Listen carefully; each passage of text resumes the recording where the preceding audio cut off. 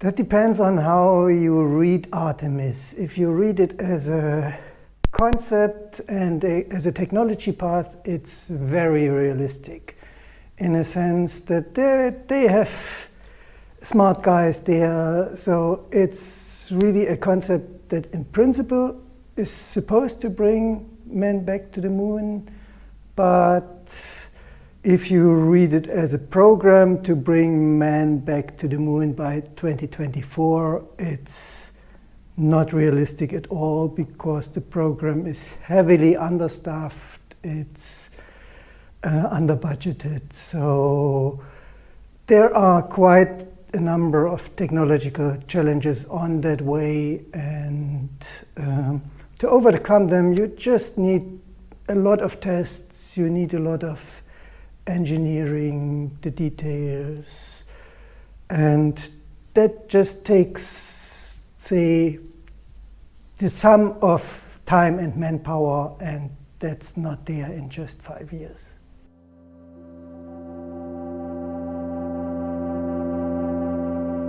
Well, Artemis consists of several elements, and the key element in my view is the SLS, so the Space Launch System, which is the main carrier.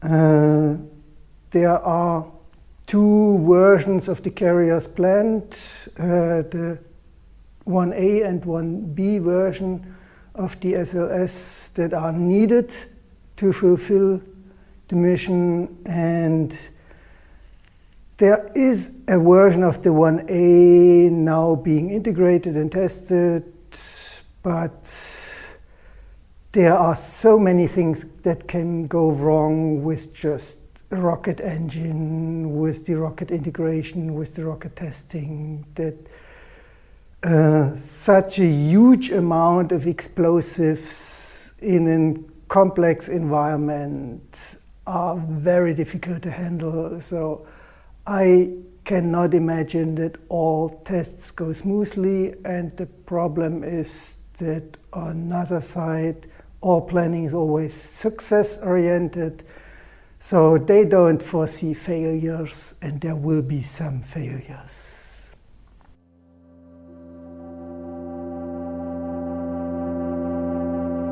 I guess until 2024, no one can do it. There are efforts from different sides. There's the private sector, in particular SpaceX, which is also heavily subsidized by NASA and the US government, so one cannot really consider this as an independent approach.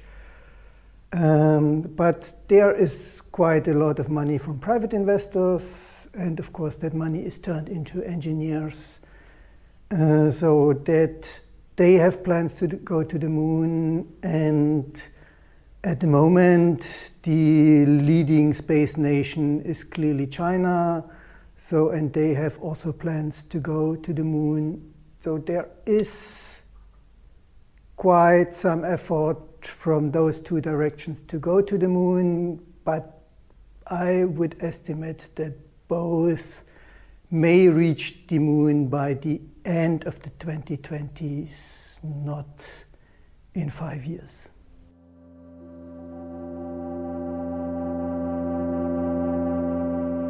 The problem with the moon dust is actually the lack of atmosphere on the moon.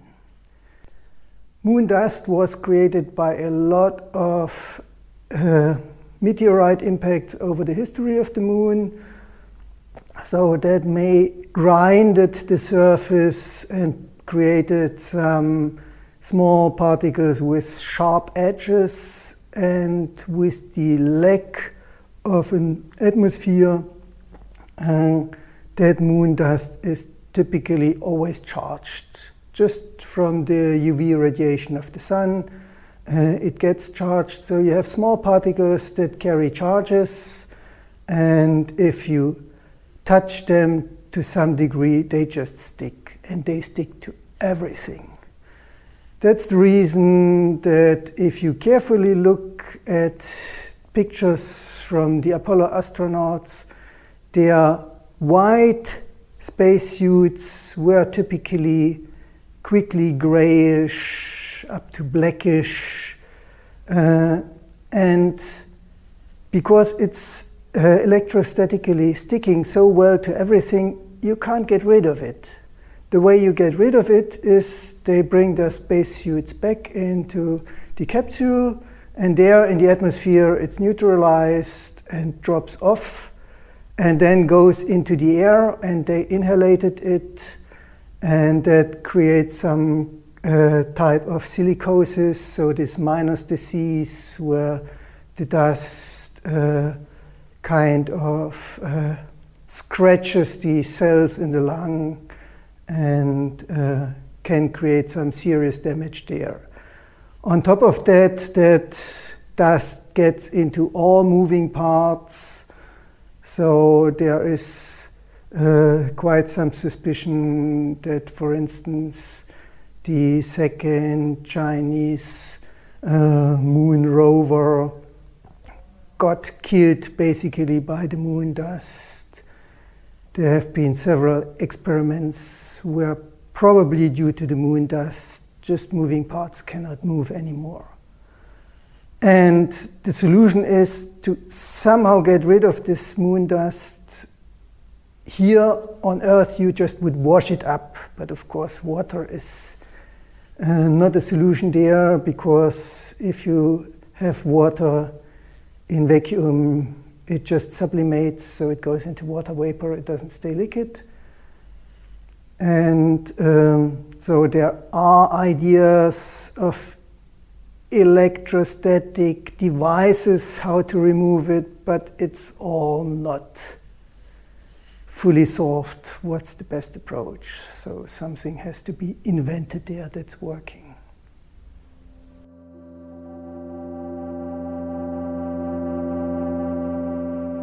It's not only a possibility, it's a requirement. So it is part of the Artemis concept to bring cargo ships to the moon that already put part of the equipment on the moon, so that not everything has to go together with the astronauts. With the carriers that we have nowadays, bringing everything in one go is basically impossible, so that is a must.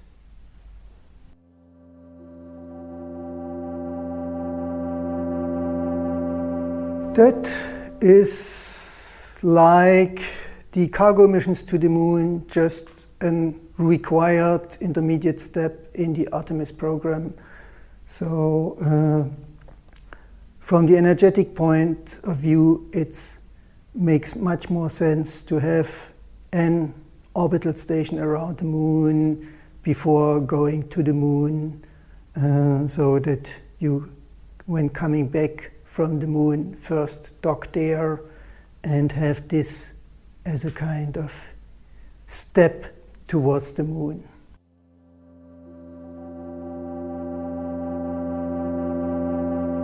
That's a very delicate and difficult question, because there are two reasons to bring man to the moon. The one is flexibility, that in a robotic mission you cannot react as flexible to unexpected things like humans. So one of the typical examples is that in the time of Apollo, Jack Schmitt, the geologist, just discovered by eye a strange-looking rock there with a kind of orange color, and picked it up and helped there to investigate it, and that gave some interesting clues on the composition of the moon. A robot would not have noticed this.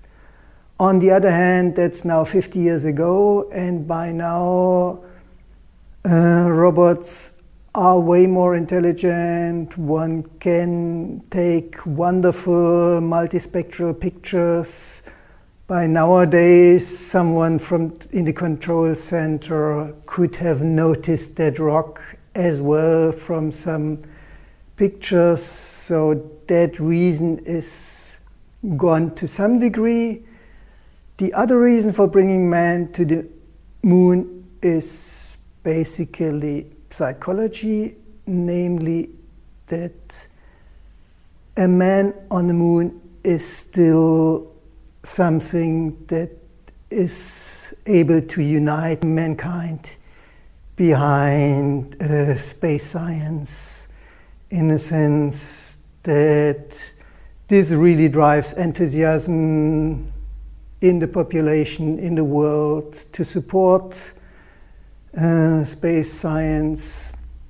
And one has to be aware that this is very expensive, so having this public support is important, and the robotic mission never gets as much support as a manned mission in the awareness in the population, but this is clearly not a scientific reason.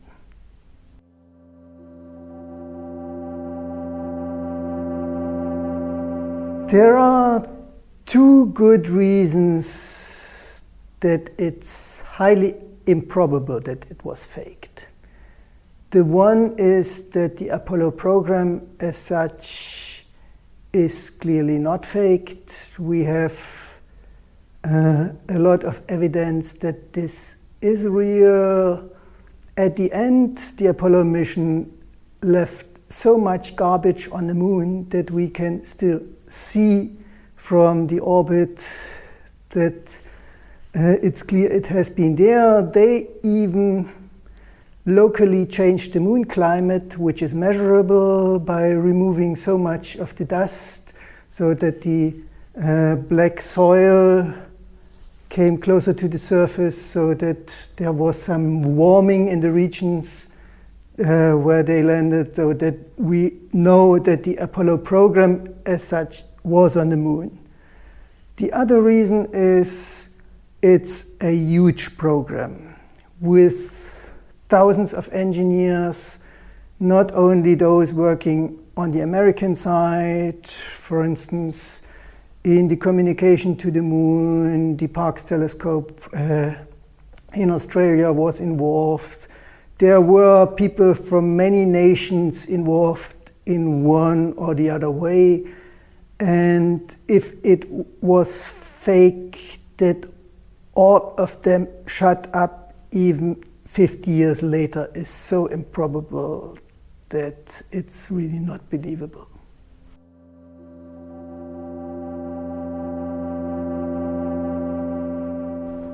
I don't know of any real plans. There have been always some ideas, but at the end, a severe technical evaluation always concludes that it's not a good idea to put a telescope on the moon, simply because there is no advantage compared to put it in space.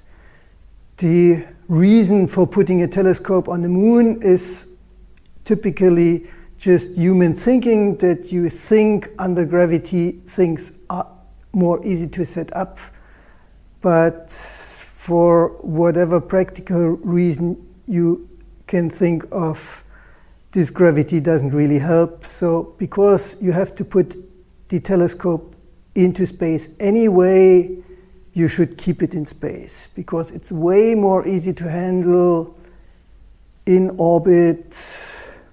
Without gravity, you can have lighter structures.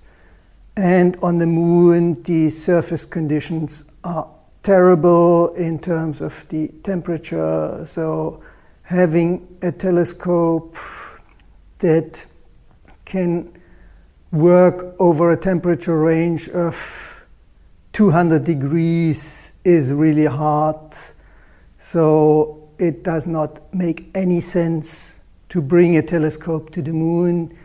Indeed, there is one reason to put a telescope to the moon or next to the moon, namely that we use the moon as a shield against the radio pollution that we create on Earth and send out into space, that actually prevents us from some radio astronomy here on Earth because we create too much interference. That is actually done already by now. Namely, there is a Dutch radio telescope on board of the Keqiao satellite that is part of the Chinese Chang'e 4 mission on the moon.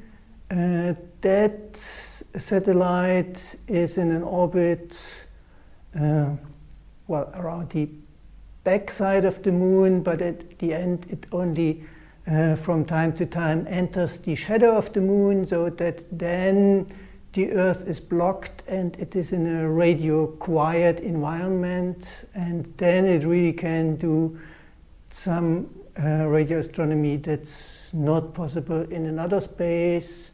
One really would have to go far from Earth to be able to do the same science.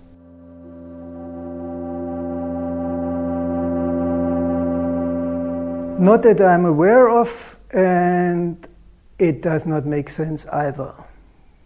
Because the same that I said for the telescope applies for any military application. There is simply no advantage to sit on the surface of the moon. If you are in space, you stay in space, and of course all the military targets are on Earth, so there's no reason to go away from Earth there and go to the moon. So it simply doesn't make sense to put a military purpose on the moon, but you rather stay in Earth orbit.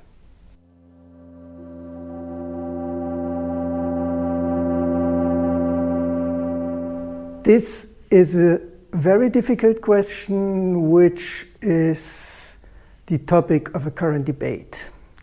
It is clear by the Outer Space Treaty from 1967 that no country can claim territorial property there. So it's clear that the moon stays international territory.